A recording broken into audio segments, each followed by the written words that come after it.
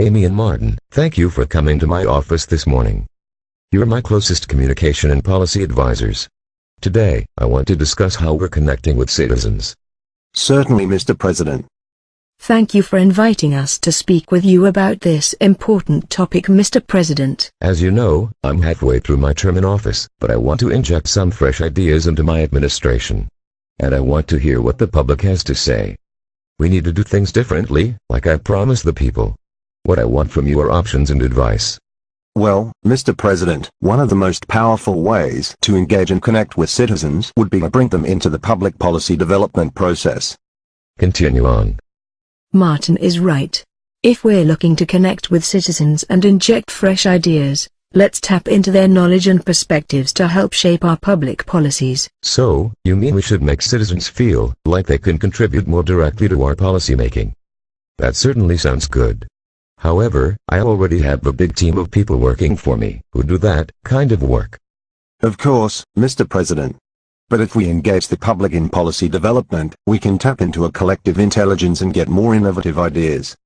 That's what I want, innovative and fresh ideas and a better connection to citizens.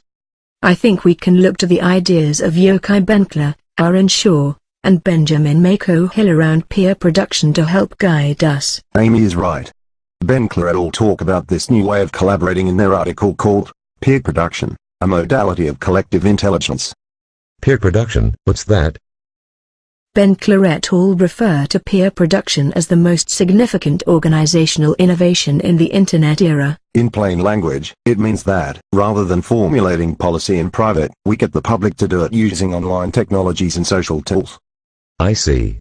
So the public would basically do the work for us. How much will that cost? Well, sir, money isn't really a big issue in peer production. Look, I know a little about economics, and I can tell you that nothing comes for free. How much are we going to pay people to help us create policy? Well, you see, Benkler puts it this way. Peer production harnesses a diverse range of participant motivations, particularly non-monetary motivations. The idea is to create an engaged community of networks who help us make policy because they want to, not because they have to. To put it another way, it's not about contracts and obligations. It's about collaborating in a very organic way. Is that so? So you turn hundreds of years of economic history on its head. There must be a catch. No catch, but we do have to remember that peer production can only be done in a decentralized and open way. It is anything but hierarchical. This is really about bringing people together in a new kind of network. A network where almost anyone with the interest and an internet connection can make a contribution, as little or as much as they want. A network of citizens helping us govern the country. Fascinating. But I still don't get it. What would motivate people to contribute? This is really a fundamental shift in how we think of work and obligations. We're only now seeing the full potential of this new kind of social system because of the internet. Benkler cites Clay Shirky as saying that this new social system relies on reciprocity and fairness to solve complex problems. But Benkler himself has acknowledged that we need to do a lot more research to understand motivational factors for peer production. Contributors may be driven by ego, a need for social status, a sense of morality, or a longing for group identity, or even employment prospects. Or maybe a little bit of each. To quote Benkler, motivations in peer production are diverse and heterogeneous. Cooperation and collaboration, without a financial motive. That goes against everything I was taught in economics class. Okay, give me some examples. Has this been tried before? Absolutely. Benkler cites a couple of examples. One example is open source software such as Linux, and another example is Wikipedia. I love Wikipedia. The quality and accuracy of the articles is amazing. It's an example of a community of users all working towards the same cause, which is to make high-quality information available freely and openly. In fact, a wiki could be the perfect tool for us to use as well. We could pick a policy topic, let's say a policy paper on supporting entrepreneurship, and we could open it up to peer production. Let the public write it. Is it really that easy? Well, there are certainly challenges we need to consider. First, there's the question of whether our project could even tap into self-motivated action.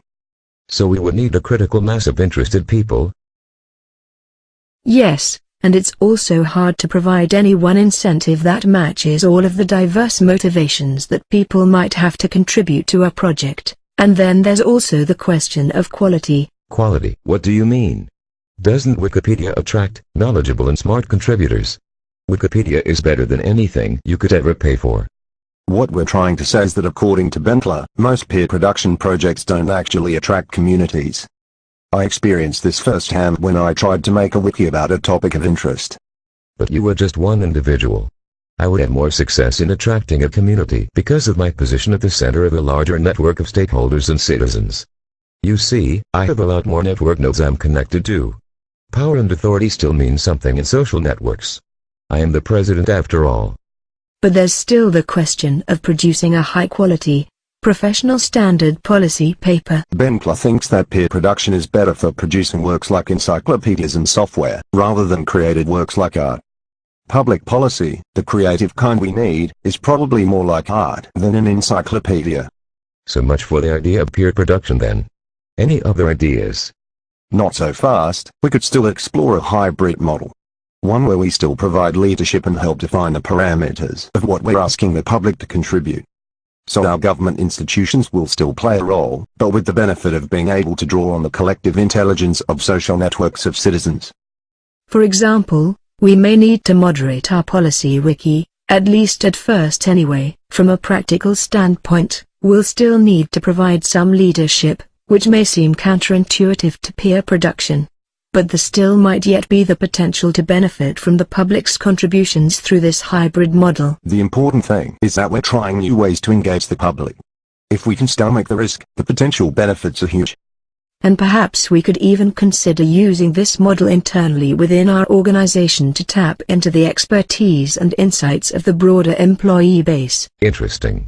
Send me a memo on that idea on internal organization as well, where employees have the freedom to do less prescriptive work. I do wonder, however, if this new kind of social system that you've described will just morph into another form of institution anyway. Amy, Martin, thank you again for coming in this morning. I will take your advice under consideration.